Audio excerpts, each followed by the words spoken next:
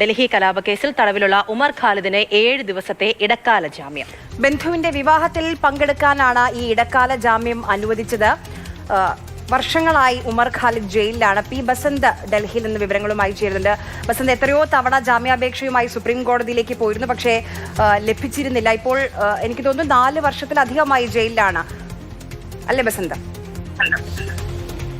ഉമർ ഖാലിദിന് ഇപ്പോൾ 7 ദിവസത്തെ ഇടക്കാല ജാമ്യമാണ് ഇപ്പോൾ നൽകിയിരിക്കുന്നത്. 2020 സെപ്റ്റംബർ മാസത്തിലാണ് ഉമർ ഖാലിദിനെ ഡൽഹി കലാപ കേസുമായി ബന്ധപ്പെട്ട ക്രിമിനൽ ഗൂഢാലോചനയ്ക്കും കലാപത്തിനും അതുപോലെ തന്നെ മറ്റ് UAP അടക്കമുള്ള കുറ്റങ്ങൾക്കും അറസ്റ്റ് ചെയ്ത് ജയിലിലാക്കിയത്. അന്ന് മുതൽ നിരവധി തവണ ജാമ്യത്തിനായി ശ്രമിച്ചെങ്കിലും ഒരു കോടതിയിൽ നിന്നും ലഭിക്കാത്ത ഒരു ഘട്ടമായിരുന്നു ഉണ്ടായിരുന്നത്. ഇപ്പോൾ ഇന്നാണ് 7 ദിവസത്തേക്ക് ഉള്ള ഒരു ഇടക്കാല ജാമ്യം ഇപ്പോൾ ഉമർ ഖാലിദിന് ലഭിച്ചിരിക്കുന്നത്. കുടുംബത്തിലെ ഒരു വിവാഹവുമായി ബന്ധപ്പെട്ടുള്ള ഒരു ചടങ്ങിൽ പങ്കെടുക്കുന്നതിനാണ് ഡൽഹി ഹൈക്കോടതി ഇപ്പോൾ ജാമ്യം അനുവദിച്ചിരിക്കുന്നത്.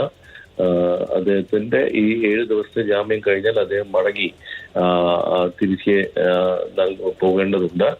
ഏതായാലും ഉമർ ഖാലിദിനെ സംബന്ധിച്ചിടത്തോളം ഏറെ ആശ്വാസം നൽകുന്നതാണ് ഇപ്പോൾ ലഭിച്ചിട്ടുള്ള ഈ ഇടക്കാല ജാമ്യം. തീർച്ചയായും വലിയ ആശ്വാസം നൽകുന്ന ഒരു വാർത്തയാണ് ഉമർ ഖാലിദിനെ സംബന്ധിച്ച്, ഉമർ ഖാലിദിന്റെ സുഹൃത്തുക്കളെ സംബന്ധിച്ച്.